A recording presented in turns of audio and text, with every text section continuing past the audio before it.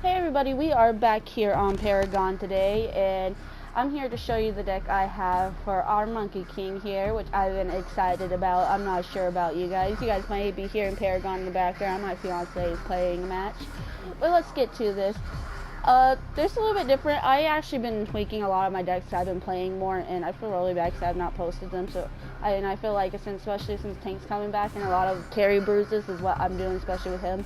It's been working well for me, especially what the type of style I've been doing, and that's why I'm really confident with this deck. And really, everybody's kind of disappointed with this hero right now because I noticed that a lot of people are mad because he is in a lot of MOBAs, but come on, he's awesome. Like, why isn't he gonna be in a MOBA? He's a fucking monkey and he's human. Like, it can't get no better than that.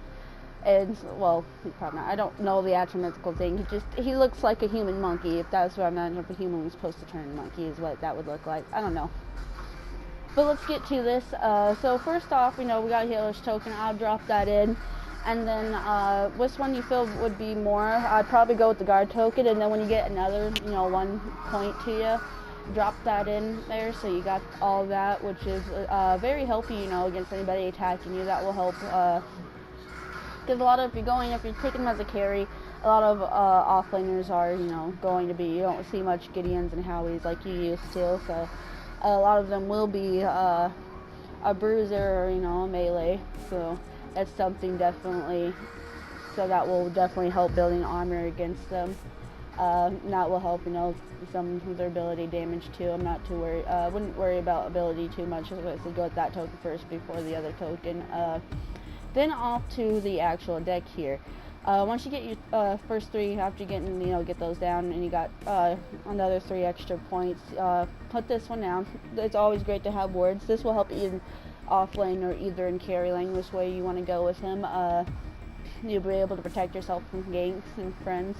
And never place it like right next to you. Like, I've done that before and it's not smart. Like, you actually want to place it a little bit further out in the jungle so you know when they're coming, so you actually have some time to escape. Because I have debated with a couple of my friends that say wards don't really save life. I had wards down and they still catch up to me.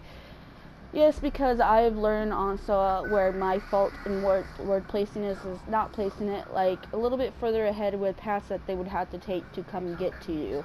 So once you hear them ping, that normally will tell you. If you can take them on, that's one thing, but you see like one ping, it also depends too. Like, I have done that where I've had put a ward up, and then like I see the ping, I was like, it's just them. I whooped their ass. And then I heard another ping, and then next thing I knew, I had 2 people on me because I stayed and tried to fight the one. And it's never smart, because even with them getting low health, another person joins in. It could be your, especially if it's not especially if it's an enemy and not an ally, it can really fuck up your shit. Sorry, I have allergies. It is terrible for me right now. Next one after filling out that is just a 6 drop. One with just pure damage. Some attack speed for him. And the reason why I went with Bloodsoaked Armor is because he gets basic armor, not just that. For 6 seconds, when active, when hit by a basic attack, apply a bleed stack to the attacker for the maximum 10 stacks. Cooldown 120 seconds. And this is actually really good. It can turn the table, especially, let's say, not really, like, it's okay for offlane, like, if you want to use it while they're beating the shit out of you, it will help. But what this would also be good for if you're not off laning, carrying, this would be good, if they're attacking you and, they're actually winning, that'd be. But this was, I also thought would be nice for actual offlaning with them, because you're normally going against a phase or a, with some attached to some carry, so their healing's down. They don't have to worry too much about recalling, and if you want to just get them off your nuts, this could help in the damage factor of you've beaten the crap out of them and they're not getting the point of leaving you alone. This could turn the tides by lowering their health even more, or finishing them off, because I've had that happen a couple times where I died and this has finished them off. It can be that extra oomph you need.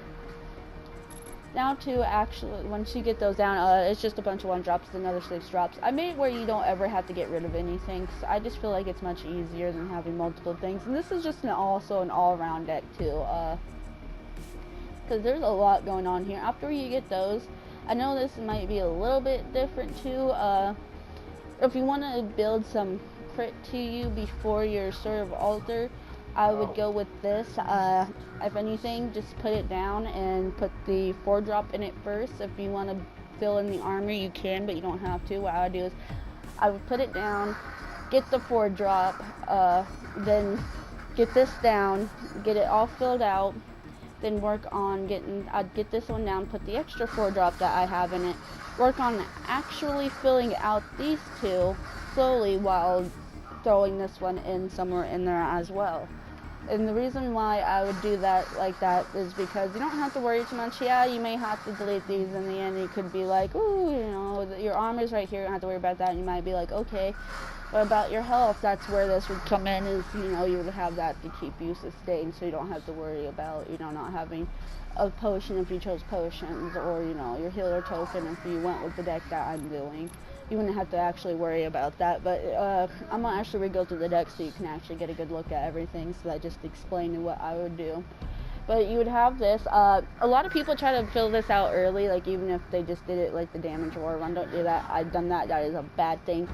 Building it too early can fuck you. You want some actual damage cards early on. Because if you like, let's say you just wasted the 6 points of this, you didn't even fill it out. You just put that down, and then you went to that, and somebody's been filling out the damage cards before you because they didn't save up their points to do their high cards. They did their small ones because it's only 5 minutes in, and you were the nar that thought, you know what, I want it early though. Well, yeah, it's going to benefit you mid-game. That's not going to help you early game, you know, when the first 10 minutes, when it can mean a lot. And having the extra damage and stuff like that will benefit you more starting off with the lower drops. But like I said, I'm going to give you guys a look at it. This is, like I said, a 3-drop with just 1 drop, making it 6 drops of damage. And it is a Shadow Ward. I always think those are beautiful to have. Blood-soaked armor, because, you know, it applies the bleed stack, and it's just all 1-drop attack speed, making this a 6-drop altogether. This is a 13-drop along with the other damage, not damage card, crit and armor card. But this does armor for basic attacks, and vice versa. This does armor for ability attacks with the 4-drop. Altogether, your crit though is going to be about 48 with both of these, with the 2 4s and the extra 8 that you guys get from it. So you guys will get a total of like 48 from both of these altogether, which is not bad. That's normal crit. I normally run when I fill up 1 card, so I felt like that was pretty good. Next one, this is just a 10-1. This all does equal up to 60. This is just a 10-drop. It's a 6-drop card with a 2-drop and 2 1-drops of lifesteal in it to give you, you know, some lifesteal towards you, so you'll be able to beat ass and heal. The last but not least one is a 12-drop of pure damage of a Void Steel Dagger. Why did we pick Void Steel Dagger of every single card we could pick for damage? It gives you 6 power, which is nice. Basic pin, which is always nice, and because, you know, especially since armor is coming back, making a big comeback, seeing a lot more bruises, basic pin will be beautiful for that. But also fully upgraded at 12 extra power, and the reason why that's nice is because, as you see, to do this deck we are substituting. Like, I was really, because I originally had when I was first testing out my decks, the original one I had, I was like, I need him more sustained. I'd rather have him a little bit more sustained. This one I was running crit bonus is what I want to show you guys. I was really running this one to get more damage, but I was like, you know what, we're just going to go lifesteal to go more sustained.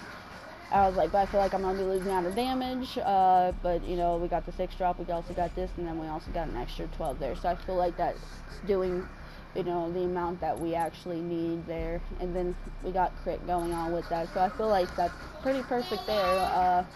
I could be wrong on it, you know, you may not like it. I like it so far. I like this hero.